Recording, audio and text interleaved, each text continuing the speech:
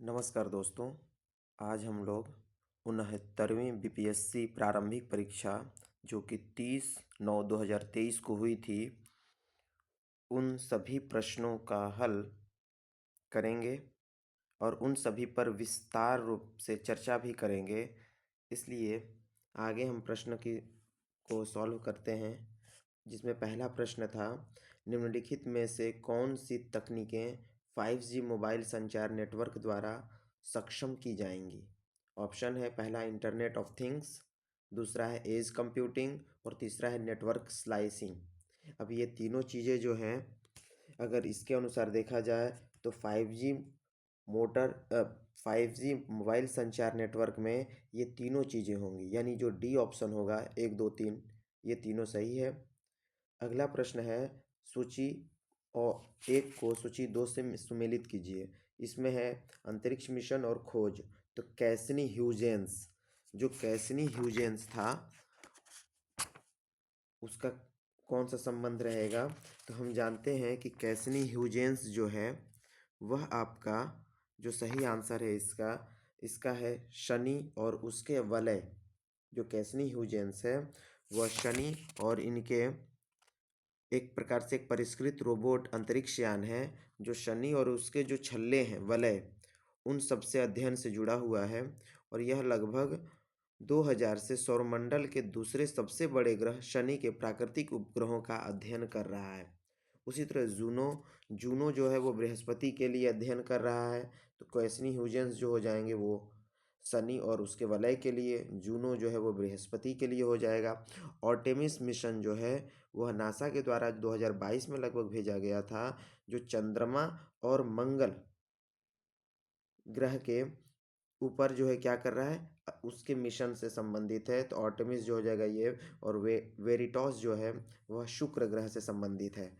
यानी वेरिटॉस जो है शुक्र ग्रह के लिए प्रस्तावित मिशन है, जो कि लैटिन भाषा है जिसका मतलब होता है सत्य। वेरिटॉस मतलब होता है सत्य, ये लैटिन भाषा का शब्द। तो इसका आंसर हो जाएगा शुक्र।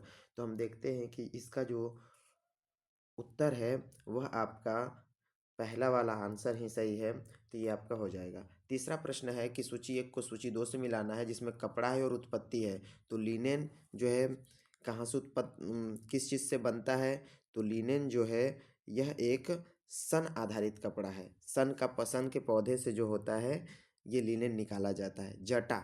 जटा जो होता है यह नारियल जो होता है, नारियल के का जो छिलका होता है उसके रेशे से बनाया जाता है। उसके बाद है मोहायर जो होता है वह अंगोरा बकरी से जो पंख होते हैं, एक प्रकार से जो बाल होते हैं, उसके रेशों से बनता है।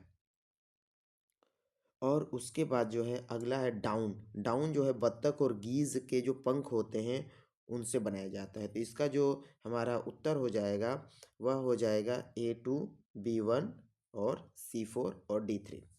अगला है, निम्नलिखित कथनों पर विचार कीजिए कि टेनियासिस एवं आंतों का संक्रमण है जो टेप वॉर्म की 3 प्रजातियों टेनिसा, टेनिया सोलियम, टेनिया सैनिगाटा और टेनिया एशियाटिका के कारण होता है। और दूसरा जब इसमें दिया है, यह मस्तिष्क में सिस्ट विकसित हो जाते हैं तो इस स्थिति को न्यूरोसिस्टकोसिस कहा जाता है। तो इसमें जो होगा सही उत्तर क्या है। तो इसका सही उत्तर होगा सी। 1 और 2 दोनों सही है। क्यों? क्योंकि जो टेनियासिस जो है वह एक आंतों का एक परजीवी संक्रमण है, जो तब होता है जब कोई व्यक्ति इन टेप वॉर्म के लार्वा द्वारा या फिर कोई चीज़ दूषित हो गया हो, या अधपका खाना हो, या कच्चा मांस खाता है, तब होता है।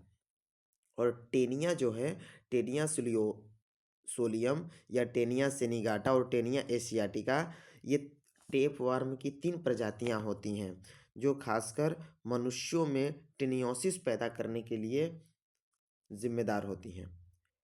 और इसमें जो है एक और है, जब मस्तिष्क में सिस्ट विकसित हो जाते हैं तो होता क्या है, तो कई बार के न्यूरोलॉजिकल लक्षणों को जन्म देते हैं, जिसमें दौरे पड़ना, सिर दर्द होना, मानसिक स्थिति शामिल होती है और यह कुछ मामलों में तो सिस्टिस गंभीर जटिलताओं का कारण भी बन जाता है और इसमें चिकित्सा हस्तक्षेप की आवश्यकता भी होती है। इसलिए इसका जो आंसर है वह एक और दो दोनों सही है। जो अगला प्रश्न है, निम्नलिखित में से कौन सी कंप्यूटर भाषाएं हैं? ऑप्शन है कोबरा, पाइथन, स्कीरल या जावा। तो इनमें से जो है जो सही उत्तर है वह डी है। डी यानी कोबरा भी कंप्यूटर की भाषा है, पाइथन भी है, स्कीरल भी है और जावा भी है। तो चारों ऑप्शन उपयुक्त जो है सही उत्तर हो जाएगा। अगला प्रश्न है, हाल ही में समाचारों में देखी गई चैट जीपीटी में जीपीटी का पूर्ण रूप क्या है? ये हाल ही में जो चैट जीपीटी आई है इसका जो फुल फॉर्म है वह क्या है? तो यह इसका फुल फॉर्म है D, generative pre trained transformer. अगला प्रश्न है, निम्नलिखित में से कौन से जीव के स्वाद नहीं है? मीठा, कड़वा, नमकीन, मसालेदार, उमामी, खट्टा या तीखा। तो इनमें से देखते हैं कि जो जीव के जो सही अगर देखा जाए स्वाद, तो मीठा जीभ से ही लगता है हमें। तो हमारा जो इसका करेक्ट आंसर हो जाएगा जो नहीं है वह जो है, देखिए कड़वा भी जो है, कड़वा हमें जीभ से ही पता चलता है तो कड़वा भी हो जाएगा। उसके बाद जो नमकीन है, नमकीन भी हमें जीभ से पता चलता है। उसके बाद जो खट्टा लगता है वो हमें जीभ से ही पता चलता है। और उमामी, उमामी भी जो है जीभ के स्वाद, जीभ जो स्वाद है वो जीभ से ही पता चलता है। लेकिन जो मसालेदार और तीखा ये दोनों जो है हमें जीभ के स्वाद नहीं है। तो इसका जो उत्तर हो जाएगा सी, चौथा, और मसालेदार और तीखा। अगला प्रश्न है, अगर इस जीभ के स्वाद में बात करें तो लगभग जो हमारे जीभ पर जो कलिकाएं होती हैं, स्वाद कलिकाएं, वो लगभग हर 10 दिनों में पुनर्जीवित हो जाती हैं। और ये जो है स्वाद कलिकाएं सबसे छोटी संवेदी अंग है जो स्वाद का अनुभव कराती हैं। तो इसलिए जो हमारा सही उत्तर है वह हो जाएगा मसालेदार और तीखा। अगला है, निम्नलिखित में से कौन से जोड़े सही सुमेलित हैं? एनोरेक्सिया, अब देखिए यहाँ पे सही की बात कर रहा है, यहाँ पे नहीं की बात किया है। हमें इन प्रश्नों पे ज़्यादा ध्यान देने की ज़रूरत है। सही क्या है और सही नहीं है, इन दोनों पे, क्योंकि ज़्यादातर बच्चे इन्हीं सब पे गलत करते हैं। तो हमारा जो प्रश्न है कि सही सुमेलित क्या है, तो देखिए इन एनोरेक्सिया, एक है एनोरेक्सिया, एक है इनसोम्निया, एक है डिस्पनिया और एक है एनोस्मिया। तो इसमें जो है जो सही उत्तर है वह जो है आपका एक डिस्पनिया है। सांस लेने की तकलीफ को बोलते हैं डिस्पनिया। और एनोस्मिया जो बोलते हैं वो गंध की आंशिक या पूर्ण हानि जब होती है तो इसको बोलते हैं एनोस्मिया। इसमें से जो है ये दोनों गलत हैं, क्योंकि इंसोमेनिया जो होता है, इंसोमेनिया यह सोने से संबंधित है। वहीं सोमनस का मत इंसोमेनिया, और एनोरेक्सिया जो है वह जो नींद से संबंधित नहीं है। इसलिए हमारा तीसरा और चौथा हो जाएगा। अगला जो प्रश्न, ब्रह्मांड में पल्सर क्या है? तो पल्सर क्या होता है? तारों का एक समूह, घूमते न्यूट्रॉन तारे। तीसरा ऑप्शन है किसी तारे का विस्फोट या किसी तारे द्वारा उत्सर्जित रेडियो तरंगे। तो इस जो इसका उत्तर हो जाएगा वह हो जाएगा घूमते न्यूट्रॉन तारे। जो घूमते न्यूट्रॉन तारे होते हैं उन्हें पल्सर जो होता है, पल्सर घूमते हुए न्यूट्रॉन तारे को कहते हैं। और इनका निर्माण जो है तारे के स्वयं के आकार व वजन में संकुचन के कारण, यानी जब संकुचित होता है तारा तब होता है, होने वाले सुपरनोवा विस्फोट से होता है। और यह जो होते हैं मजबूत चुंबकीय क्षेत्र इस यहाँ पे पाए जाते हैं, और जो जो दो चुंबकीय ध्रुवों के साथ कणों के जेट को बाहर निकालते हैं। ये त्वरित कण प्रकाश की तीव्र तथा शक्तिशाली किरणों को उत्पन्न करते हैं। तो इसका उत्तर हो जाएगा पल्सर क्या है? तो घूमते न्यूट्रॉन तारे। अगला प्रश्न है 10वां प्रश्न कि प्रयोगशाला में विकसित हीरे एलडीजी के संदर्भ में हीरे के बीज के रूप में किसका उपयोग किया जाता है? तो हीरे के बीज में, ये आपको पता होना चाहिए कि हीरा जो होता है कार्बन का ही आइसोटोप होता है, और हीरा के साथ साथ ग्रेफाइट भी, ग्रेफाइट जो होता है वह भी कार्बन का आइसोटोप होता है। तो जो जो हमें हीरा जो विकसित किया जाता है प्रयोगशाला में वह जो है प्रयोग किया जाता है ग्रेफाइट का यूज़ करके। तो ग्रेफाइट जो होता है वह उच्च दाब जब और उच्च तापमान पर जब उपयोग किया जाता है हीरे की बनाने की प्रक्रिया में, तो ग्रेफाइट का यूज करते हैं, जिसको डायमंड सीड्स के रूप में भी जाना जाता है। और ये ग्रेफाइट के इन सीड्स को हीरा बनाने के लिए आवश्यक उच्च दाब और तापमान के अंतर्गत रखा जाता है। और इन चरम स्थितियों के तहत ग्रेफाइट में परमाणु परमाणु खुद को पुनर्व्यवस्थित करते हैं और हीरे की क्रिस्टल संरचना बनाते हैं। तो यह है। अगला है कि बुलेट प्रूफ जैकेट बनाने के लिए उपयोग किया जाने वाला फाइबर क्या है।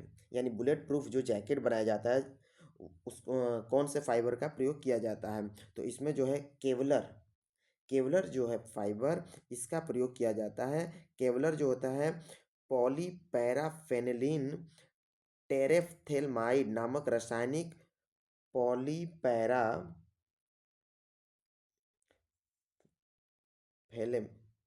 फेनिलीन टेरे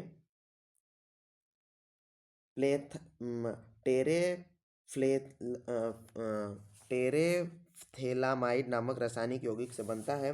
यह एक कृत्रिम रेशा है। कृत्रिम यानी बनाया जाता है यह। और जो प्रायः ऊष्मा प्रतिरोधी होता है, यह हल्का होता है लेकिन बहुत मजबूत होता है। और इसका प्रयोग जो होता है बुलेट प्रूफ जैकेट बनाने के लिए, कार ब्रेक बनाने के लिए, एयरोस्पेस इंजीनियरिंग में ज़्यादातर प्रयोग किया जाता है। अगला जो प्रश्न है, HMX का पूर्ण नाम क्या है। यानी पूर्ण रूप पूछा गया है।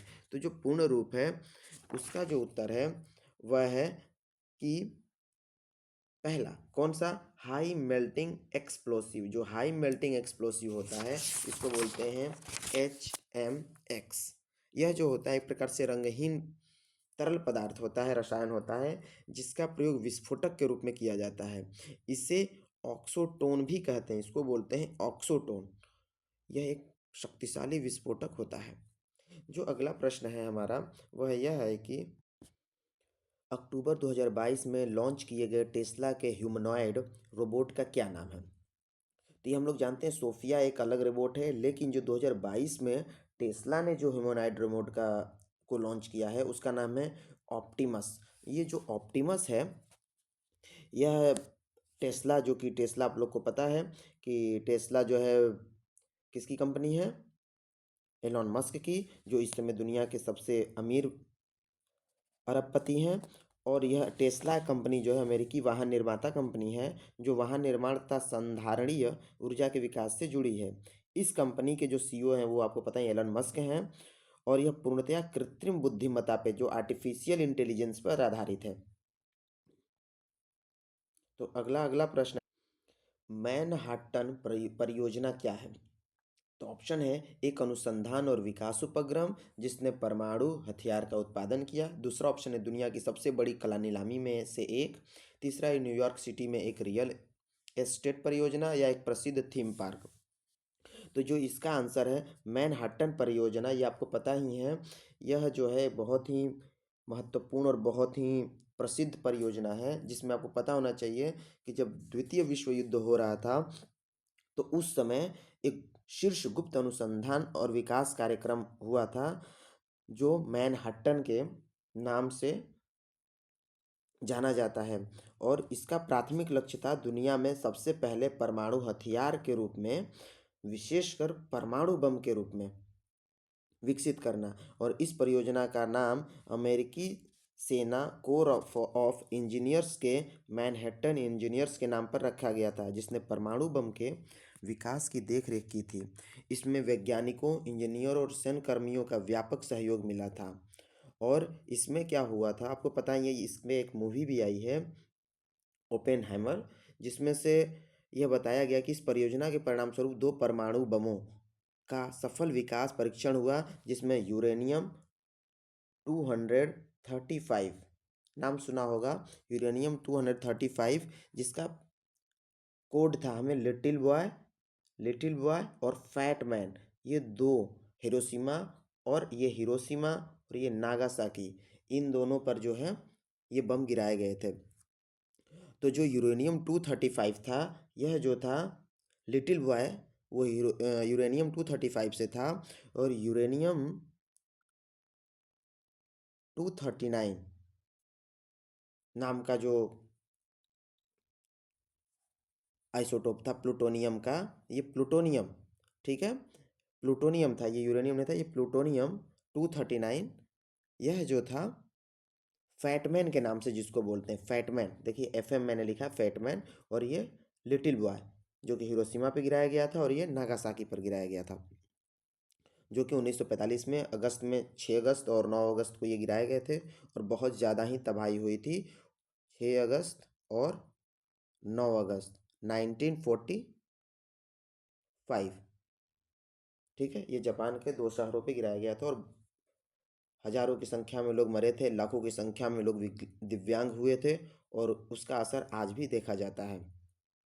जो अगला प्रश्न है हमारा, वह है अवतल दर्पण द्वारा बनाया गया प्रतिबिंब वास्तविक, उल्टा और वस्तु के आकार के बराबर होता है। वस्तु की स्थिति कैसी होनी चाहिए?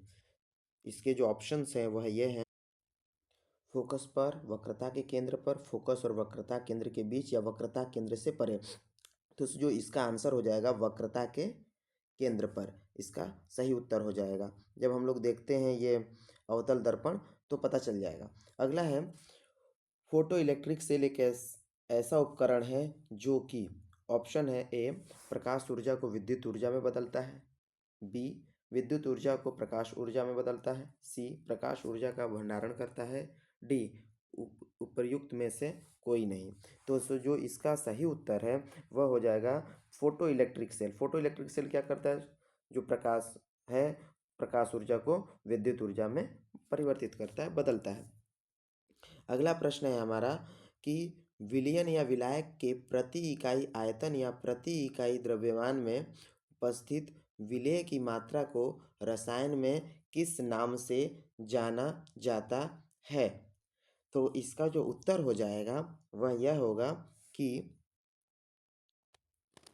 विलायन विलयन की सांद्रता पर, विलयन की सांद्रता पर जो है की मात्रा को रसायन में विलयन की सांद्रता के नाम से जाना जाता है। अगला प्रश्न है, कोविड टीकाएं प्रतिरक्षी प्रतिक्रिया को कैसे उत्तेजित करते हैं? ये जो कोविड की बात है तो यहाँ से प्रश्न जरूर पूछे गए हैं उस समय 2023 में। तो जो इसका सही उत्तर है वह है SARS Covax Covid virus 2 virus का एक हानि रहित टुकड़ा प्रवेश कराकर हम लोग जो है क्या किए थे? प्रतिरक्षी प्रतिक्रिया को उत्तेजित करते हैं। जब SARS-CoV-2 वायरस को मानव शरीर संक्रमित होता है तो संक्रमित शरीर की कोशिकाओं के द्वारा टाइप 1 इंटरफेरॉन नामक संदेशवाहक पदार्थ मुक्त किया जाता है, और ये संदेशवाहक पदार्थ शरीर की मारक कोशिकाओं यानी किलर सेल को आकर्षित करते हैं और संक्रमित कोशिकाओं को नष्ट करते हैं। अगला प्रश्न है, निम्नलिखित में से कौन सा तरल बिजली कुचालक है? नमकीन पानी, संतरे का रस, नींबू का पानी, उपर्युक्त में से कोई नहीं। तो जो इसका सही उत्तर हो जाएगा वह है उपर्युक्त में से कोई नहीं, यानी तरल बिजली का कुचालक। कुचालक क्या होता है? कुचालक वह होता है जो बिजली को प्रवाहित न करने दे। तो जिसमें नमकीन पानी होता है वो भी बिजली का सुचालक होता है, संतरे का रस भी और नींबू का रस भी, ये सभी क्या होते हैं? सुचालक होते हैं। क्यों? क्योंकि इसके जलीय विलयन में H आयन प्रदान करते हैं, और H आयन प्रदान करने के कारण ये बिजली का संवहन करते हैं, इसलिए ये तीनों ऑप्शन सही हैं, डी हमारा नहीं है। अगला है 20वां क्वेश्चन, DNA डबल हेलिक्स संरचना की खोज किसने की? ये बहुत ही आसान प्रश्न है और ये ज़्यादातर प्रश्न पूछे जाते हैं। तो DNA डबल हेलिक्स की जो रचना है, जो ऐसे करके बनी हुई है रचना, इसमें जो है जेम्स वाटसन और फ्रांसिस क्रिक ने किए थे। ये 1953 में किए थे। अगला है कि अलग अलग द्रव्यमान की दो वस्तुएं चंद्रमा की सतह के पास स्वतंत्र रूप से गिरने से क्या होगा? अगर दोनों अगर कोई दो वस्तु हैं और दो चंद्रमा की सतह पर गिराई जाए स्वतंत्र रूप से तो क्या होगा? तो किसी भी क्षण एक ही वेग होगा। क्यों ऐसा होता है? क्योंकि गुरुत्वाकर्षण जो होता है, गुरुत्वाकर्षण के द्वारा ही उत्पन्न त्वरण पर निर्भर करता है। क्या चीज़? तो उत्पन्न वेग, यानी कि अलग अलग द्रव्यमान की दो वस्तुएं चंद्रमा की सतह के पास स्वतंत्र रूप से गिरने से उत्पन्न वेग गुरुत्वाकर्षण द्वारा उत्पन्न त्वरण पर निर्भर करता है, जिसके कारण किसी भी क्षण एक ही वेग रहता है। अगला प्रश्न है कि वेक्टर टीके प्रतिरोधक शक्ति प्रदान करने के लिए कैसे काम करते हैं। ऑप्शन है किसी कमजोर या निष्क्रिय वायरस को शरीर में प्रवेश कराकर। ऑप्शन बी शरीर में रोग जनकों पर सीधा हमला कर और उन्हें नष्ट कर।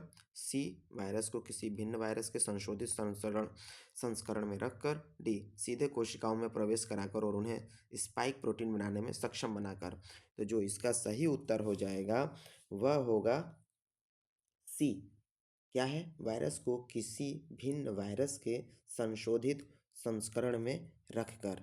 और इस क्योंकि किसी भिन्न वायरस के संशोधित संस्करण में रखकर ये जो प्रतिरोधक शक्ति जो होता है वो इसी में रखकर काम करते हैं, क्योंकि कोशिकाएं तब वायरस के हानिरहित टुकड़े उत्पन्न करती हैं जिन्हें एंटीजन कहा जाता है, जो शरीर में प्रतिरक्षा प्रतिक्रिया को उत्तेजित करते हैं। अगला प्रश्न है लगातार नई परत जोड़ने वाली प्रक्रिया निम्नलिखित में से कौन सी है। ऑप्शन है निम्नस्खलन, दूसरा ऑप्शन भूकंप, तीसरा है समुद्र तल का फैलाव, चौथा है संवहन। जिसका सही उत्तर है समुद्र तल का फैलाव, क्योंकि नई परत को जोड़ने वाली प्रक्रिया का संबंध समुद्र तल के फैलाव से है। समुद्र तल फैलाव के सिद्धांत के अनुसार पृथ्वी की जो पपड़ी में निरंतर वृद्धि और विस्तार तथा नई परतों का सृजन होता है। इसमें पृथ्वी की दो प्लेटें दूर चली जाती हैं और इस प्रकार प्लेटों के बीच में बनी जगह नई सामग्रियों से भर जाती हैं और धीरे धीरे पुराने प्लेटों को अलग कर देती हैं तथा नई इस प्रकार नई परतों का विकास होता है। अगला प्रश्न है भूपटल के टुकड़े मेंटल में गति द्वारा निरंतर धीमी गति से प्रवाहित होते हैं। इस सिद्धांत को क्या कहा जाता है। महाद्वीपीय बहाव सिद्धांत, दूसरा है पेंजिया सिद्धांत, तीसरा है प्लेट टेक्टोनिक सिद्धांत, चौथा है प्लेट सीमा सिद्धांत।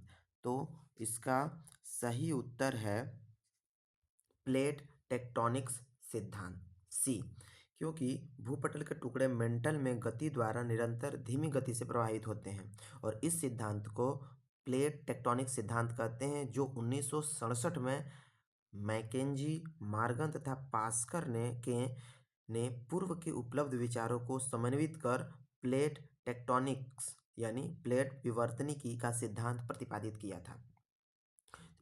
अगला प्रश्न है mRNA पद का विस्तारित रूप क्या है जो महामारी की शुरुआत से ही व्यापक रूप से चर्चा में रहा है। ऑप्शन है a messenger ribonucleic acid, b mutant ribonucleic acid, c modified ribonucleic acid, d mnemonic ribonucleic acid. तो जो सही उत्तर है वह है मैसेंजर राइबोन्यूक्लिक एसिड और यह जो है कोशिकाओं के भीतर प्रोटीन संश्लेषण की प्रक्रिया में महत्वपूर्ण भूमिका निभाता है। और यह जो कोविड-19 महामारी हुई थी उसमें फाइजर, बायोएनटेक और मॉडर्ना कोविड-19 टीकों जैसे mRNA टीकों के विकास और व्यापक उपयोग के कारण mRNA ने ध्यान आकर्षित किया। अगला प्रश्न है एसी करंट को कैसे उत्पन्न करते हैं। चोक पहला ऑप्शन है चोक कुंडली द्वारा, बी डायनामो द्वारा, सी ट्रांसफार्मर द्वारा या डी उपर्युक्त में से कोई नहीं। तो जो सही उत्तर है वह है डायनामो द्वारा।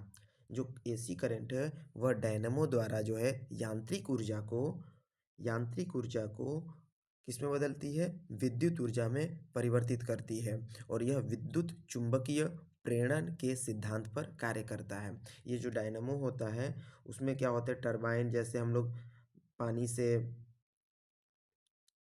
नदियों में जो बांध बनाए जाते हैं उस पे से जो पानी ऊपर से गिरता है और इससे जो टरबाइन नचता है, इसी से जो करंट हमें मिलती है वो डायनामो द्वारा, ये डायनामो है इसी के माध्यम से मिलती है, जिसमें विद्युत चुंबकीय सिद्धांत भी काम करता है, विद्युत चुंबकीय प्रेरणा के सिद्धांत पर यह काम करता है। अगला प्रश्न है धारा घनत्व होता है क्या होता है, एक अदिश राशि है, एक सदिश राशि है, विमा विहीन है या उपयुक्त में से कोई नहीं। तो जो इसका सही उत्तर है वह होगा यह जो है एक सदिश राशि है, स्केलर क्वांटिटी है, स्केलर स्केलर क्वांटिटी है। क्यों? क्योंकि इसमें जो होता है दिशा, डायरेक्शन और मैग्नीट्यूड, परिणाम दोनों पाए जाते हैं, दोनों होते हैं। यानी दिशा भी इसमें होती है और परिमाण भी होता है, जिसके वजह से यह जो है एक सदिश राशि है। अगला प्रश्न है, मेडिकल केमिस्ट्री में दवाओं का वर्गीकरण किस आधार पर सबसे अधिक उपयोगी है? पहला, औषधीय प्रभाव, दूसरा, आणविक लक्ष्य, सी, रासायनिक संरचना, या डी, उपर्युक्त में से कोई नहीं। तो जो इसका सही उत्तर है वह हो जाएगा ए, औषधीय प्रभाव। औषधीय प्रभाव के कारण से ही क्या होता है, मेडिकल केमिस्ट्री में दवाओं का वर्गीकरण यानी आणविक लक्ष्य, मॉलिक्यूलर टारगेट्स जिसको बोलते हैं, आधार पर सबसे अधिक उपयोगी है। इसमें शरीर की क्षमता के आधार पर दवाओं में शामिल तत्वों का विश्लेषण किया जाता है, जिसमें रोगों के अनुसार दवा देने में सहायता मिलती है। अगला प्रश्न है, निम्नलिखित में से कौन सा प्रतिक्रिया की दर को धीमा करता है? उत्प्रेरक वर्धक, बी, समांगी उत्प्रेरक, सी, विषमांगी उत्प्रेरक, डी, उपर्युक्त में से कोई नहीं।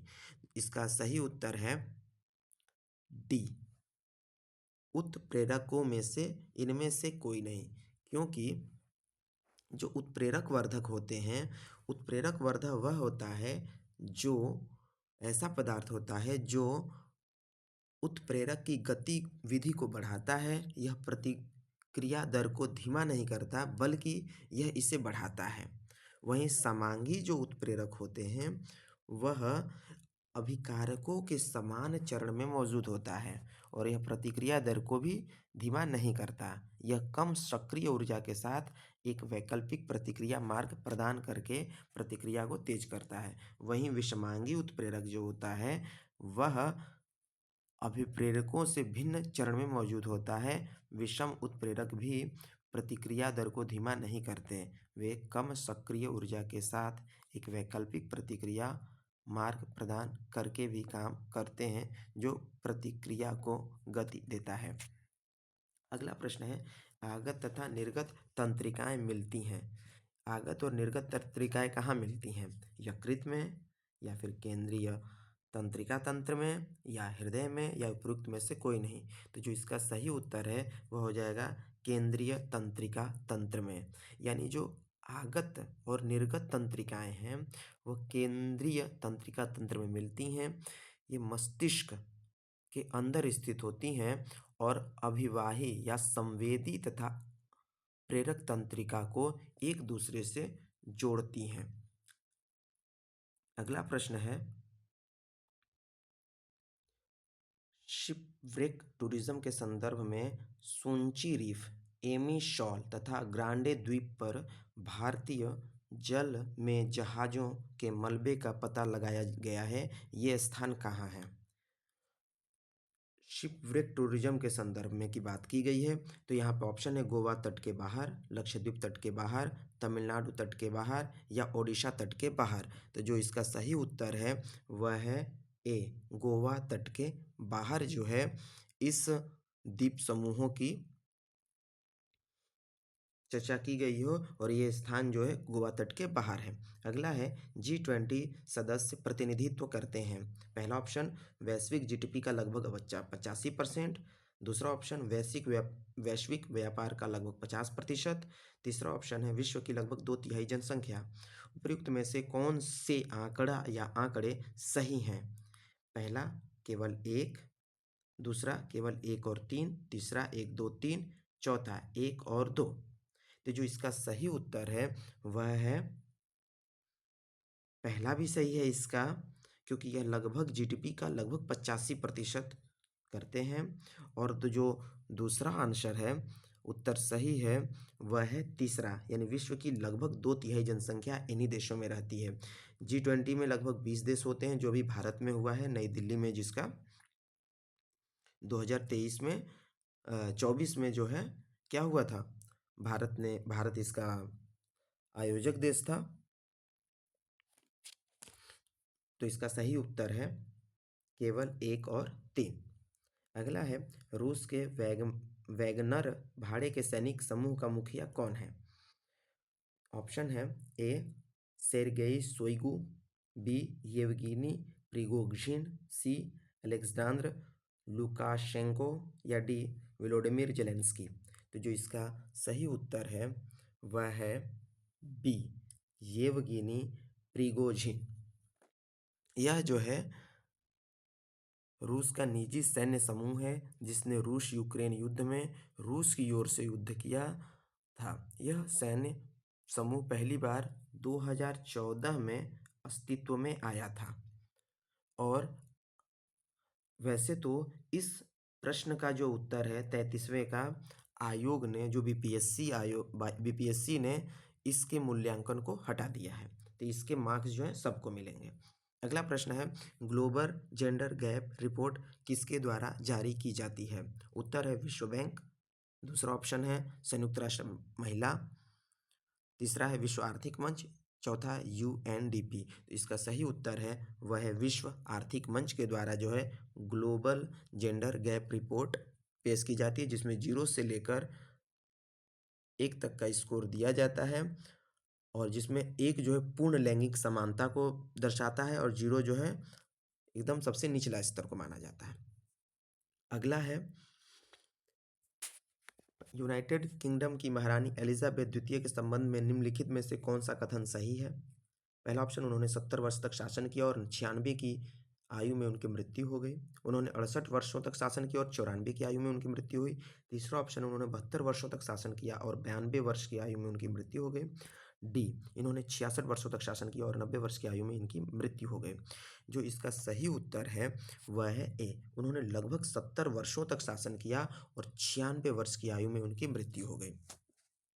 लगभग इनका जन्म जो है, एलिजाबेथ द्वितीय जो है, इनका जन्म जो है 21 अप्रैल 1926 में हुआ था, 1926 में। और यह जो है लगभग 2022 में जाकर इनकी मृत्यु हुई। ये 1952 में लगभग राजगद्दी पर बैठी थी और लगभग वह जो है 70 वर्ष तक 2022 यानी 1952 से लेकर 2022 तक जीवित रहीं।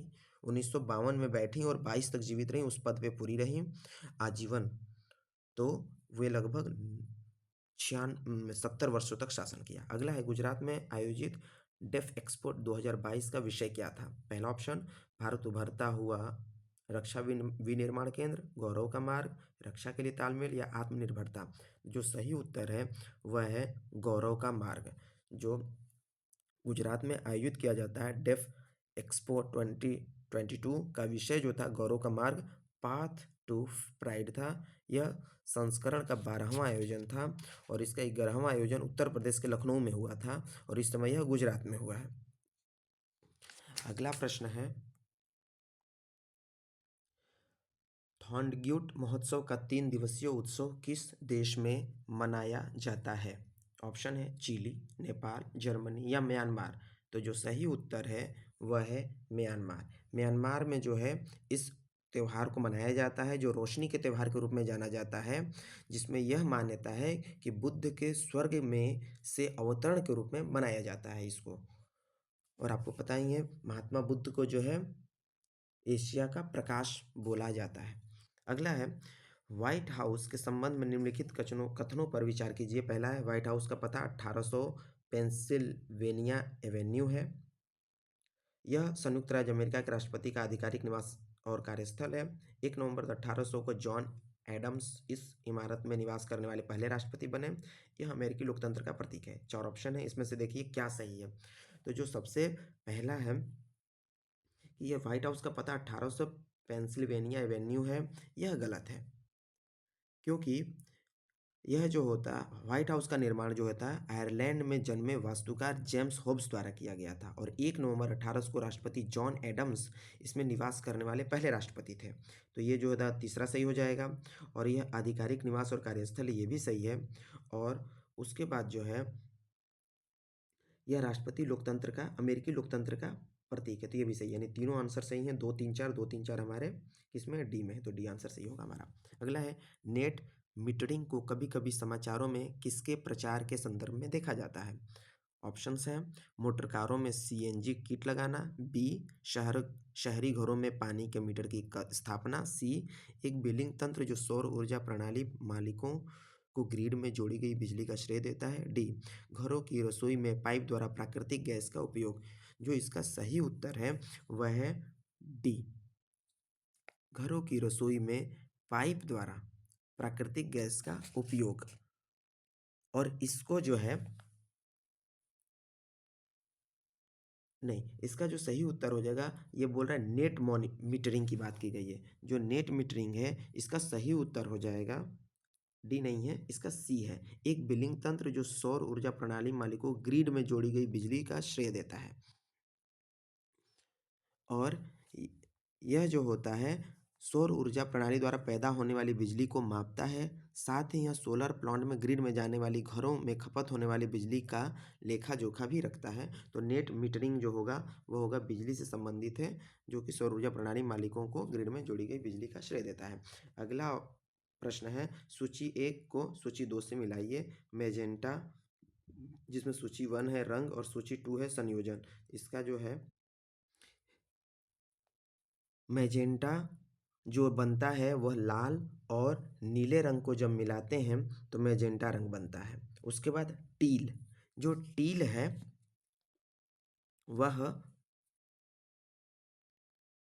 3 रंगों से मिलकर बनता है, नीला, हरा और सफ़ेद जब मिलाते हैं तो वो टील जिसको रंग को बोलते हैं। मोव, मोव जो होता है वह नीला, लाल और सफ़ेद को मिलाने से बनता है। और सियान जो है हरा और नीला को मिलाने से सियान बनता है। तो जो इसका ऑप्शन है, इसका सही ऑप्शन ए है। अगला प्रश्न है एल्विन, फॉल्कन, ट्राइडेंट और टाइटन। तो जो इसका सही उत्तर है वह है टाइटन। टाइटन जो था यह जो है एक ओशियन गेट कंपनी है, उसके द्वारा टाइटन जो है पनडुब्बी को टाइटैनिक जहाज के अवशेष निरीक्षण के लिए भेजा गया था। यह पनडुब्बी जल के भारी दबाव के कारण क्षतिग्रस्त हो गई, जिसके सवार सभी यात्रियों की मौत हो गई। ओशियन गेट कंपनी के सीईओ स्टॉकटन भी इसमें शामिल थे और यह दुर्घटना उत्तरी अटलांटिक महासागर में घटित हुई। क्योंकि आपको पता है यह जो पनडुब्बी जो टाइटैनिक जहाज थी वो उत्तरी अटलांटिक महासागर में ही डूबी थी। अगला प्रश्न है सूची 1 को सूची में मिलाइए। एक है जूते फैशन या फैशन सहायक सामग्री और एक है विवरण। तो जैसे बेरट, बेरट जो है वह क्या है? तो जो बेरट है वह एक प्रकार से महिलाओं के जूते का एक प्रकार है। बेरट जो है महिलाओं के जूते का प्रकार है। अगला है स्टिलेटोज। स्टिलेटोज क्या है? तो स्टिलेटोज जो है वह नहीं बैरट, सॉरी, बैरट जो है वह एक प्रकार की टोपी है। बैरट जो है एक प्रकार की टोपी है। वह स्टिलेटोज जो है वो महिलाओं के जूते का एक प्रकार है। अगला है एविएटर्स। एविएटर्स जो है वह एक प्रकार का धूप का चश्मा है। चिग्नोन, चिग्नोन जो है वह एक प्रकार का केश विन्यास है। और ब्रॉग, ब्रॉग जो है पुरुषों के जूते का एक प्रकार है। यानी जो महिलाओं के जूते का एक प्रकार को बैरेट बोलते हैं और पुरुषों के जूते के एक प्रकार को ब्रॉग बोलते हैं। तो जो इसका सही उत्तर हो जाएगा A3 और B4, लगभग ये ऑप्शन हमें मिल रहे हैं। तो बी इसका आंसर हो जाएगा। अगला है संयुक्त राज्य अमेरिका के पूर्व राष्ट्रपति ने हाल ही में अपना साक्षात्कार कहाँ दिया? तो जो इसका ऑप्शन है रोम, साराजेओ, एथेंस, एम्स्टर्डम। तो जो इसका सही उत्तर है वह है सी, एथेंस। एथेंस में जो है जो पूर्व राष्ट्रपति थे बराक ओबामा, वे अपना साक्षात्कार दिए थे और इसी दौरान ओबामा द्वारा भारत में आस्था तथा अल्पसंख्यक अधिकारों पर टिप्पणी की गई थी, जिसके बाद वे चर्चा में रहे थे। उन्होंने कुछ अल्पसंख्यकों के बारे में बोल दिया था, जिसके वजह से उनकी भारत में भी चर्चा हुई, एक प्रकार से भर्त्सना हुई। अगला प्रश्न है खेल के संदर्भ में निम्नलिखित में से कौन से जोड़े सही सुमेलित हैं? इस बात को ध्यान देंगे, सही सुमेलित हैं। तो जो ऑप्शन है वह है कि फलशिंग मीडोज जो है फ्रेंच ओपन से संबंधित, विनस रोज वाटर डिस विल्मंडन ट्रॉफी महिला से संबंधित, Roland Garros US Open, Australian Open महिला जो है डाफने अखोर्स्ट मेमोरियल कप। तो जो इसका सही उत्तर है उसमें से देखा जाए तो ये एक सही दिख रहा है, विनस रोजवेल डिल्स विल्मंटन ट्रॉफी से है, और ऑस्ट्रेलियन ओपन जो है वो डाफने अखोर्स्ट मेमोरियल कप से है। तो यानी दूसरा और चौथा, तो इसका सही उत्तर हो जाएगा दूसरा और चौथा। अगला प्रश्न, अगर एक बात और ध्यान दें तो जो विनस रोज वाटर डिश है वह पहली बार जो है 1886 में 1886 में जो है इसकी शुरुआत की गई। वहीं जो फ्लाशिंग मीडोज है वो फ्रेंच ओपन न होकर के यूएस ओपन है, ठीक है, यूएस ओपन। और जो रोलैंड गैरोस है, जो रोलैंड गैरोस है वह जो है यूएस ओपन न होकर फ्रेंच ओपन है। तो यही इसके वजह से जो है ये यूएस ओपन है, जस्ट यहाँ पे उल्टा दे दिया इसलिए थोड़ा सा कंफ्यूज करने के लिए, इसलिए दोनों गलत है। अन्यथा अगर ये याद रखना, फलशिंग मेडोज जो है वो वह जो है यूएस ओपन है, और रोलैंड गैरोस जो है फ्रेंच ओपन है, जिसमें से ये दोनों गलत हैं, बाकी दोनों सही हैं। अगला प्रश्न है, गृह मंत्रालय ने नवंबर 2022 को देश की कितनी भाषाओं की फील्ड वीडियोग्राफी के साथ भारतीय मातृभाषा सर्वेक्षण MTSI यानी MTSI कार्य को पूरा किया? जिसमें से ऑप्शन है 40, बी है 233, सी है 576, डी है 984। जो इसका सही उत्तर है वह है सी 576, यानी गृह मंत्रालय द्वारा नवंबर में जो है नवंबर 2022 में 576 भाषाओं का, लगभग 576 भाषाओं का क्या किया गया है, सर्वेक्षण पूरा किया गया। और इसकी जो है पूरी फील्ड वीडियोग्राफी की सहायता से पूरा किया गया है। और इसका मुख्य उद्देश्य था प्रत्येक स्वदेशी मातृभाषा के वास्तविक स्वरूप को संरक्षित करने और उसका विश्लेषण करने के। और इसका जो है इसमें जो है राष्ट्रीय सूचना विज्ञान केंद्र की मुख्य सहभागिता रही है। अगला प्रश्न है, किस राज्य सरकार ने भारत में गिद्धों के संरक्षण के लिए राष्ट्रीय कार्रवाई द्वारा प्रस्तावित गिद्ध संरक्षण के लिए राज्य स्तरीय समिति SLCVC का शुभारंभ किया है? ऑप्शन है तमिलनाडु, सिक्किम, असम, मेघालय। इसका सही उत्तर है तमिलनाडु। तमिलनाडु सरकार ने जो गिद्धों को बचाने के लिए राज्य स्तरीय समिति की शुरुआत की गई है, और यह योजना 2020 से लेकर 2025 के लिए बनाई गई है, जिसमें इस समिति के द्वारा मृत मवेशियों के शवों का आकलन कर गिद्धों के लिए प्रयुक्त हानिकारक दवाओं की पहचान करेगा। हमें पता है कि गिद्धों की जो दिन प्रतिदिन जो है आबादी निरंतर बहुत तेजी से घट रही है। इन सभी कारणों को पता लगाने के लिए तमिलनाडु सरकार ने इस कमेटी का गठन किया है। अगला प्रश्न है, 10 कैपिटिव नस्ल एशियाई विशालकाय कछुआ जिसका वैज्ञानिक नाम है मोनोरिया एमिस, मुख्य भूमि एशिया में सबसे बड़ी कछुआ प्रजातियों में से एक, हाल ही में भारत के किस राष्ट्रीय उद्यान में छोड़े गए थे? ऑप्शन है नतांगकी राष्ट्रीय उद्यान, दूसरा है पेरियार राष्ट्रीय उद्यान, तीसरा पेंच राष्ट्रीय उद्यान, डी कंचनजंगा राष्ट्रीय उद्यान। इसका सही जवाब है ए नतांगकी राष्ट्रीय उद्यान। यह जो है नागालैंड में स्थित है नतांगकी राष्ट्रीय उद्यान। इसको याद कर लेंगे आप लोग, नागालैंड, ठीक है, नागालैंड में है। यह संयुक्त एशियाई विशालकाय कछुआ रिकवरी प्रोजेक्ट का एक हिस्सा है।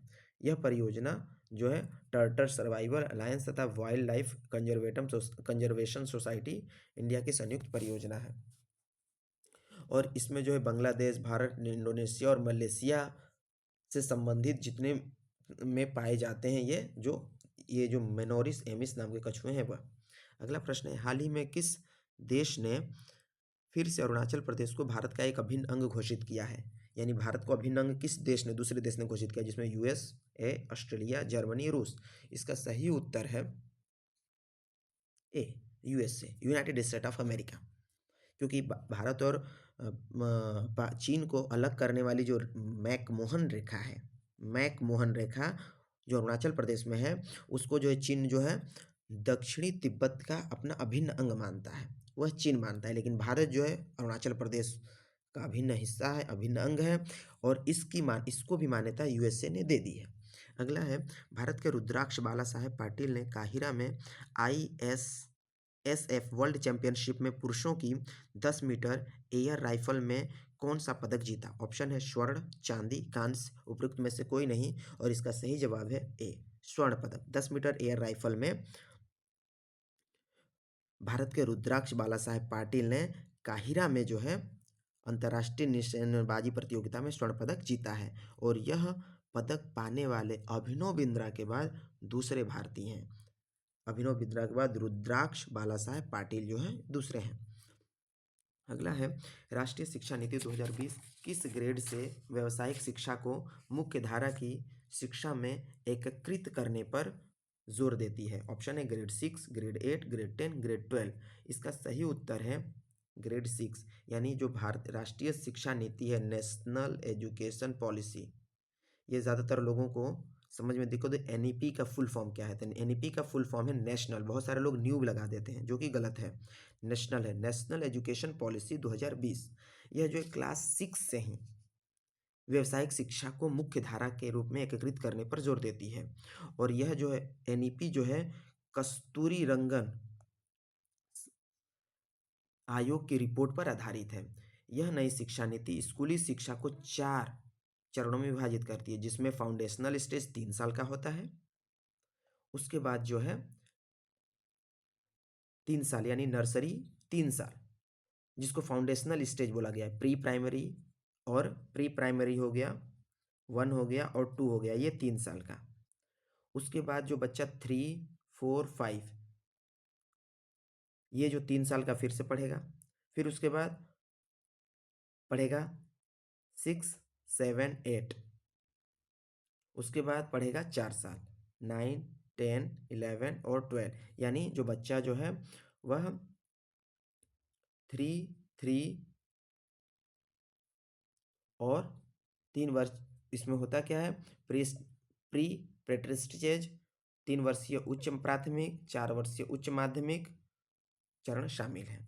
अगला क्वेश्चन है, भारत ने किस देश के साथ आर्थिक सहयोग और व्यापार समझौते ECTA पर हस्ताक्षर किए हैं? ऑप्शन है यूएसए, ऑस्ट्रेलिया, यूएई या यूके। तो जो सही उत्तर है वह है ऑस्ट्रेलिया। भारत ने ऑस्ट्रेलिया के साथ आर्थिक सहयोग और व्यापार समझौते पर हस्ताक्षर किया है। अगला है, सहज भाषा अधिनियम निम्नलिखित में से किस देश द्वारा हाल ही में पारित किया गया था, जिसमें सरकारी अधिकारियों को आधिकारिक दस्तावेजों और वेबसाइटों में सरल और आसानी से समझ में आने वाली अंग्रेजी भाषा का उपयोग करने की आवश्यकता होती है? ऑप्शन है ऑस्ट्रेलिया, आयरलैंड, न्यूजीलैंड, जर्मनी। इसका सही उत्तर है न्यूजीलैंड, क्योंकि ये जो भाषा है, सहज भाषा अधिनियम न्यूजीलैंड द्वारा पारित किया गया है। इस अधिनियम के अंतर्गत आधिकारिक दस्तावेजों को तथा इलेक्ट्रॉनिक संचार को सरल भाषा में समझने के लिए उपलब्ध कराना है, जिससे प्रशासन में संचार स्पष्टता, सार्वजनिक सेवा दक्षता तथा जवाबदेही सुनिश्चित हो सके। अगला प्रश्न है, दुनिया के पहले पादप परागणकों जिन्हें टिल यार्डेम्बिड्स कहा जाता है के टिलियार्डेम्बी जीवाश्म हाल ही में किस देश में पाए गए थे? ऑप्शन है ग्रीस, भारत, रूस, चीन। इसका जो सही उत्तर है वह है रूस। रूस में जो है इस जीवाश्म को खोजा गया है या पाया गया है। यह एक प्रकार से कीड़ों की दुर्लभ प्रजाति के जीवाश्म है। इन्हें रूस में चेकादी एक जगह है, गांव है, चेकादी के पास नदी के किनारे खोजा गया। ये एक चपटे जीव हैं जिनके सिर, शरीर और पैरों पर पराग के गुच्छे होते हैं। अगला प्रश्न है, सुर्खियां बटोरने वाली लिस्बन घोषणा किस इकाई के संरक्षण से संबंधित है? ऑप्शन है वायु, पर्वत, महासागर या मीठे पानी के ग्लेशियर। इसका सही उत्तर है सी, महासागर। यह जो लिप्सन घोषणा है यह महाभारत के महासागर के संरक्षण से संबंधित है। संयुक्त राष्ट्र के 158 सदस्यों द्वारा सर्वसम्मति से 1 जुलाई सन 2022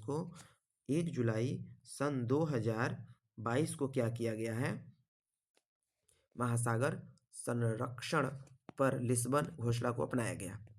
यह जो है समुद्री प्रदूषण को कम करने, रोकने और नियंत्रित करने पर काम करने की सहमति व्यक्त की गई है। अगला प्रश्न है, निम्नलिखित में से कौन सा जानवर सिंधु घाटी सभ्यता के लोगों को नहीं पता था? जिसमें ऑप्शन है बैल, घोड़ा, हाथी, उपरोक्त में से कोई नहीं।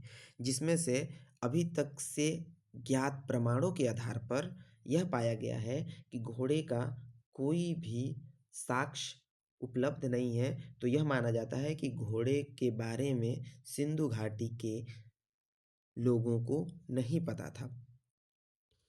जिसमें से अगर वहीं देखा जाए तो बैल, हाथी, कुत्ते, कुब्बड़ वाले पशु यानी बैल, सूअर आदि को जो है पालतू बनाए जाने के साक्ष्य मिलते हैं। अगला प्रश्न, कुतुब मीनार, लाल किला, इंडिया गेट, उपरोक्त में से कोई नहीं। तो जो सही उत्तर है वह है इंडिया गेट।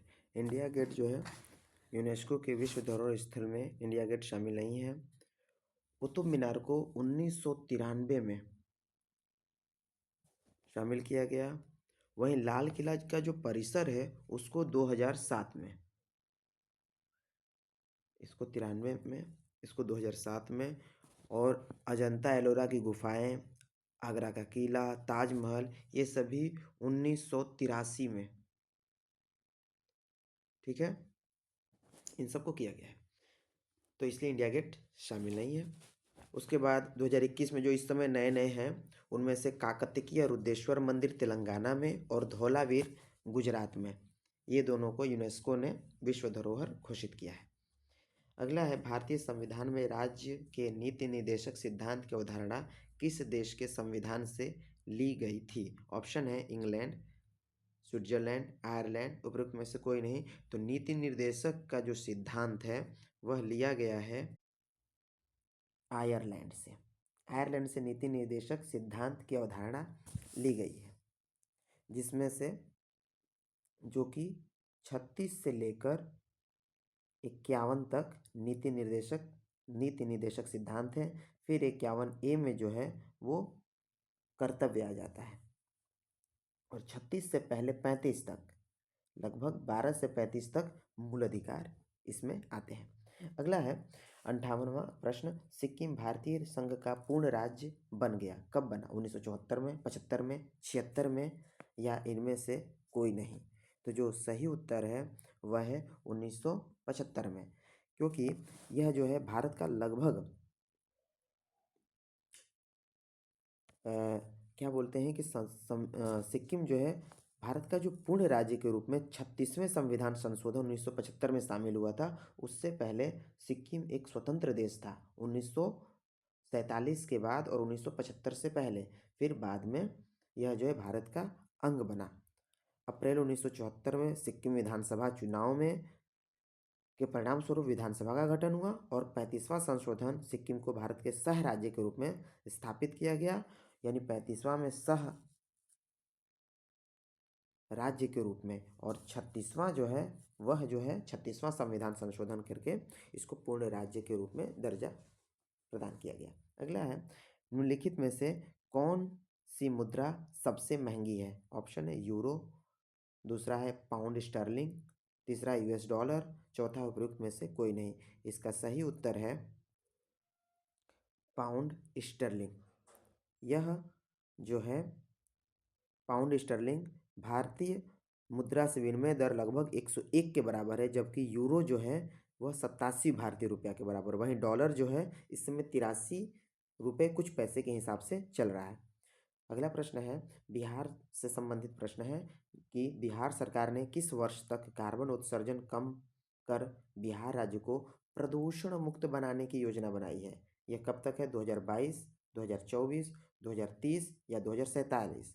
तो जो सही उत्तर है वह है 2024, जिसमें से यह निर्धारित किया गया लक्ष्य है कि बिहार को प्रदूषण मुक्त बनाया जाएगा, और इसमें जो है मोटर वाहन, खनन गतिविधि, ईंट कारखानों आदि प्रदूषण के मुख्य कारक हैं। इन सभी से कम प्रदूषण, और साथ में उच्च जनघनत्व भी प्रदूषण को प्रभावित करने के कारक के रूप में प्रमुख भूमिका निभाता है। तो इन सबसे मुक्ति दिलाई जाएगी। अगला प्रश्न है भारतीय कला में स्तूप, चैत्य और विहार का निर्माण निम्नलिखित में से किससे संबंधित है? आजीविक संप्रदाय, वैष्णव संप्रदाय, बौद्ध धर्म या शैव संप्रदाय? इसका सही उत्तर है वह है सी बौद्ध धर्म। बौद्ध धर्म से स्तूप, चैत्य और विहार संबंधित हैं और इसी बौद्ध विहारों की ही वजह से बिहार का नाम बिहार पड़ा है। इसी बिहार को बिहार बोला जाने लगा। अगला है भारतीय हस्तशिल्प के संदर्भ में बिहार में सुगिनी क्या है? इसका सही जो इसका ऑप्शन है, एक प्रकार का कांच का बर्तन, दूसरा है एक धातु शिल्प, तीसरा है एक प्रकार की कढ़ाई, चौथा है एक प्रकार का मिट्टी का बर्तन। तो इसका सही उत्तर है वह है एक प्रकार की कढ़ाई। यानी यह जो है भारतीय हस्तशिल्प में सुजनी एक कला का प्रकार है जिसमें मुजफ्फरपुर के सुजनी कढ़ाई को भौगोलिक संकेतक का प्रमाण मिला हुआ है। अगला है बिहार में विक्रमशिला विश्वविद्यालय के संबंध में निम्नलिखित कथनों पर विचार कीजिए। चलिए विचार करते हैं। पहला ऑप्शन है यह बिहार के वर्तमान बांका जिले में है। इसकी स्थापना पाल वंश के राजा गोपाल प्रथम ने की थी। तीसरा है बौद्ध धर्म का वज्रयान संप्रदाय यहाँ फला फूला। चौथा, यहाँ खगोल विज्ञान, तर्कशास्त्र, कानून, व्याकरण और दर्शन जैसे अन्य विषय भी पढ़ाए जाते थे।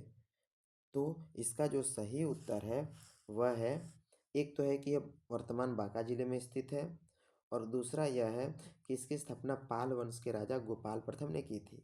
ये दोनों तो सही सही है, लेकिन वज्रयान संप्रदाय का यहाँ फला फूला ये और खगोल विज्ञान जैसे अन्य विषय भी पढ़ाए, ये उतने एक्यूरेट इसके लिए नहीं है। तो जो सही उत्तर हो जाएगा वह हो जाएगा हमारा सी, 1 और 2। अगला है निम्नलिखित कथनों पर विचार कीजिए। ऑप्शन है, प्रश्न है भारत में बाबर के आगमन के कारण क्या हुआ? उपमहाद्वीप में बारूद का आगमन हुआ। दूसरा, क्षेत्र की वास्तुकला में मेहराब और गुंबद का परिचय हुआ। तीसरा, प्रदेश में तैमूरी राजवंश की स्थापना हुई। चौथा, युद्ध में तोपों की शुरुआत हुई। तो इसका जो सही उत्तर है वह है कि प्रदेश में तैमूरिड यानी तैमूर राजवंश की स्थापना हुई और युद्ध में तोपों की शुरुआत हुई। ये दोनों सही उत्तर हैं इसके तो, यानी तीसरा और चौथा इसके अनुसार सही होगा। क्योंकि हम ये जानते हैं कि तैमूर वंश से यह तो संबंधित था बाबर, साथ ही भारत पर जो है बाबर ने जो आक्रमण किए थे, यहीं से इसने तैमूरिड राजवंश की नींव डाली। बाबर ने पानीपत के प्रथम युद्ध में तोपों का प्रयोग किया, जिसको तुलुगामा पद्धति जाना जाता है, जो 1526 में प्रयोग किया था। किस पद्धति के माध्यम से? तुलुगामा पद्धति। इस बात को ध्यान देंगे सभी लोग। उसके बाद उसने जो बारूद जो आविष्कार हुआ था वह जो है 9वीं शताब्दी में ही हो गया था चीन में, और जिसे मंगोलों द्वारा भारत के कब्जे वाले क्षेत्रों में मुगल आगमन से पहले ही प्रयोग किया जा चुका था। इसलिए पहला वाला ऑप्शन गलत है। और वास्तुकला में मेहराब तथा गुंबद तुर्कों द्वारा सल्तनत में ही लाया जा चुका था, इसलिए दूसरा भी सही नहीं है, क्योंकि बाबर के आने से पहले ही मेहराब और गुंबद का परिचय जो है हो चुका था भारत के लोगों को। निम्नलिखित में से किस बंदरगाह को मुगल काल के दौरान बाबुल मक्का यानी मक्का का द्वार कहा जाता था? ऑप्शन है कालीकट, सूरत, कैम्बे या ब्रोच। जो सही उत्तर है वह है सूरत। सूरत जो है बाबुल मक्का या मक्का का द्वार कहा जाता था, क्योंकि अधिकांशतः लोग हज करने के लिए जो मक्का जाते थे सूरत से ही सूरत के बंदरगाह से ही जाते थे, इसलिए। अगला प्रश्न है अष्टप्रधान मंत्री परिषद थी क्या थी? गुप्त प्रशासन में, चोल प्रशासन में, मराठा प्रशासन में या फिर विजयनगर प्रशासन में? तो जो सही उत्तर है उसका वह यह सी, मराठा प्रशासन में। मराठा प्रशासन की जो मंत्री परिषद थी उसे अष्टप्रधान बोला जाता था, क्योंकि इस अष्टप्रधान में पेशवा होते थे, अमात्य होते थे।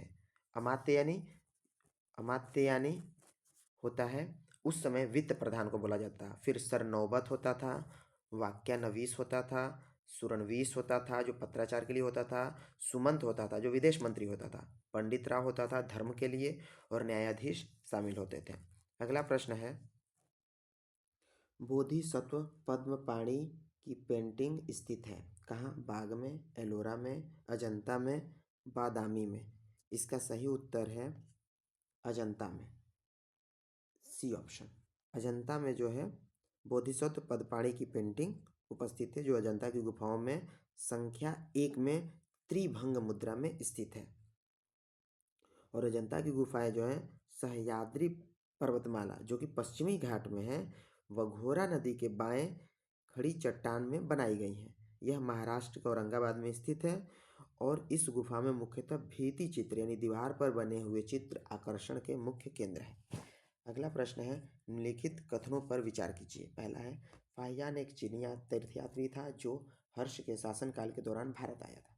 दूसरा ऑप्शन है, वेंत्सांग एक चीनी बौद्ध भिक्षु थे जिन्होंने चंद्रगुप्त द्वितीय के शासनकाल के दौरान भारत का दौरा किया था। इसमें जो सही उत्तर है वह है कि पहली बात कि फाहियान जो था वह चीनी यात्री तो था, लेकिन ये हर्ष के समय में नहीं आए थे।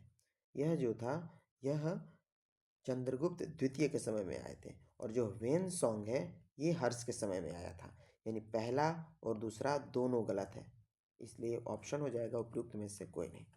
अगला है, सूची 1 को सूची 2 से मिलाइए। इसमें दिया गया है चरक किससे संबंधित थे, ब्रह्मगुप्त। तो चरक जो है एक प्रकार से क्या थे, चिकित्सक थे, तो चरक जो हो जाएंगे वो चिकित्सा से। उसी तरह जो ब्रह्मगुप्त थे, ब्रह्मपुत्र बहुत बड़े एक गणितज्ञ थे, तो वो गणित से संबंधित थे। वाराह मिहिर जो थे वह ज्योतिष से संबंधित थे। और विशाखदत्त एक नाटककार थे जिन्होंने मुद्रा राक्षस नाम की एक मुद्रा राक्षस नामक की एक क्या की थी, रचना की थी, नाटक की रचना की थी, जो चंद्रगुप्त को एक प्रकार से इसमें जो है कहानी मिलती भी है कि कौटिल्य यानी विष्णुगुप्त ने कैसे मुद्रा राक्षस जो कि महामंत्री था धनानंद का, उसकी सहायता से चंद्रगुप्त के के माध्यम से लड़वाया और धनानंद को पराजित किया। तो इसका जो सही उत्तर हो जाएगा वह है ए। अगला है, इनमें से किसने भारत में फारसी त्योहार नवरोज़ की शुरुआत की। तो नवरोज़ की शुरुआत जो है बलबन ने की थी। बलबन ने, जिसका शासनकाल 1265 से लेकर 1286 तक था। यह नवरोज़ त्यौहार जो है ईरानी कैलेंडर, ईरान इस समय का जो ईरान है वहाँ से था, वहाँ पे था जो नवरोज़ मनाने की परंपरा 3000 साल पहले हुई थी, जो कि जोराबियन जो थे, जोराबियन जो धर्म के लोग थे, जो ईरानी खासकर लोग लिखते हैं, ईरान से जो जो आए हैं, उन लोगों ने इस त्यौहार को ये मनाते हैं। और इसकी शुरुआत भारत में पारसी त्यौहार है जो कि बलबन ने की थी। अगला है, नाथपंथियों, सिद्धों और यौगिकों ने भक्ति धर्म को किस क्षेत्र में लोकप्रिय बनाया। इसका जो सही उत्तर है वह है ए, उत्तर भारत के लोगों ने, उत्तर भारत के क्षेत्र में ये नाथपंथी, सिद्ध और योगियों ने भक्ति धर्म को लोकप्रिय बनाया था, जिसमें धर्म में जो व्याप्त बुराइयां थी उनको दूर करने के लिए था। और इसका जो अनुयायी थे वो शिव, जिसको आदिनाथ बोला जाता है, और इनके गुरु पहले गुरु माने जाते हैं। उसके बाद मत्स्येंद्र नाथ इनके प्रवर्तक हैं। गोरखनाथ इनके जो धर्म के विस्तारक हैं। और जो इस समय उत्तर प्रदेश के मुख्यमंत्री योगी आदित्यनाथ हैं वो इसी संप्रदाय, नाथ संप्रदाय से ही आते हैं, जो गोरखनाथ जो इस धर्म के क्या थे, विस्तारक थे। गोरखनाथ मंदिर उत्तर प्रदेश के गोरखपुर में स्थित है। अगला है, वुड के 1854 के प्रेषण के संबंध में निम्नलिखित कथनों पर विचार कीजिए। है पहला, इसने उच्च अध्ययन के लिए शिक्षा के माध्यम के रूप में अंग्रेजी की सिफारिश की। इसने महिला शिक्षा और व्यावसायिक प्रशिक्षण पर जोर दिया। तो जो सही उत्तर है वह देखिए, इसने क्या किया, उच्च शिक्षा पर माध्यम से अंग्रेजी की सिफारिश की थी, ये भी सही है। और महिला शिक्षा और व्यावसायिक परीक्षण पर भी जोर दिया, यानी दोनों सही है, पहला और दूसरा दोनों सही है इसमें। चार्ल्स वुड जो था 1854 में, चार्ल्स वुड के माध्यम से वुड डिस्पैच आया था 1854 में, जिसमें घोषणा पत्र जो है घोषणा पत्र था। यह भारत में अंग्रेजी शिक्षा का मैग्ना कार्टा भी कहा जाता था। ठीक है, तो सबसे पहले अंग्रेजी की सिफारिश इसी प्रेषण के माध्यम से हुई थी। अगला है, मैथिली भाषा का विकास निम्नलिखित में से किसके शासनकाल के दौरान शुरू हुआ था। ऑप्शन है चेरो राजवंश, ओइनिवार राजवंश, कर्नाट राजवंश या पिथिपति। तो जो इसका सही उत्तर कर्नाट राजवंश। मैथिली भाषा का जो विकास कर्नाट राजवंश के दौरान हुआ था, जो लगभग उस समय 1097 ईस्वी में नान्य देव नाम के एक राजा थे जो कर्नाट वंश की स्थापना की, जिसकी राजधानी सिमरावड़गढ़ थी। और यह जो है इस काल में कवियों, लेखकों और कलाकारों के लिए यह राजवंश बहुत प्रसिद्ध था। कर्नाट जो राजवंश था यह, और जिसने मैथिली भाषा के विकास को बल दिया। और मैथिली भाषा के सबसे महान कवि जो हैं, प्रसिद्ध कवि, वह हैं विद्यापति। विद्यापति जो हैं सबसे महान कवि हैं। अगला है, प्रारंभिक वैदिक काल के दौरान कौन सा शहर प्राचीन मगध साम्राज्य की राजधानी के रूप में कार्य करता था? ऑप्शन है राजगृह, चंपा, वैशाली या पाटलिपुत्र। इसका सही उत्तर है वह है राजगृह। राजगृह जो था प्राचीन मगध साम्राज्य की राजधानी थी। इस को वसुमतीपुर, बृहदत्तपुर, गिरिव्रजपुर, कुशाग्रपुर के भी नाम से जाना जाता था। और यह तीन बड़े धर्मों बौद्ध, जैन और इस्लाम धर्म की आस्था का केंद्र था। राजगृह 5 पहाड़ियों से घिरा हुआ नगर था, जो मगध नरेश उदयन द्वारा पाटलिपुत्र नगर की स्थापना की गई बाद में, जिसे मगध की राजधानी बनाई गई। शेरशाह सूरी ने 1541 में पाटलिपुत्र का नाम बदलकर पटना कर दिया था। कब? 1541 में। किसने नाम चेंज किया पाटलिपुत्र का? पटना, शेरशाह सूरी ने। अगला प्रश्न है, वर्नाकुलर वर्नाकुलर प्रेस एक्ट के बारे में निम्नलिखित में से कौन से कथन सही हैं? ऑप्शंस हैं, इसे लॉर्ड लिट्टन द्वारा अधिनियमित किया गया था। दूसरा है, इसे गैंगिंग अधिनियम के रूप में जाना जाने लगा। तीसरा है, इस अधिनियम को लॉर्ड रिपन ने निरस्त कर दिया था। इसका जो सही उत्तर है, इसमें कौन सा कथन सही की बात कर रहा है? तो इसमें लॉर्ड रिपन अधिनियमित किया था, ये भी सही है। इसे गैंगिंग अधिनियम के रूप में भी जाना जाता है, ये भी बिल्कुल सही है। और यह लॉर्ड रिपन ने निरस्त किया था, ये भी सही। यानी तीनों सही है, 1 2 3 डी आंसर हो जाएगा। और जो है अभी तक हमने 1 से लेकर 75 नंबर तक के प्रश्नों को हल किया है। इससे पहले के वीडियो में मैं यह बता चुका हूँ आप लोगों को कि बीपीएससी 69वीं जो परीक्षा हुई थी उसमें लगभग 28 प्रश्न इतिहास के, 14 प्रश्न भूगोल के, 13 प्रश्न राज्य व्यवस्था से, 13 प्रश्न अर्थव्यवस्था से, और सामाजिक विज्ञान से 27 प्रश्न, गणित से 10 प्रश्न, स्पेशल बिहार से 18 प्रश्न, समसामयिक से 27 प्रश्न आए थे। कुल मिलाकर 150 प्रश्न आए थे। इनमें से हमने आधे प्रश्न, लगभग 75 प्रश्न कर लिए हैं।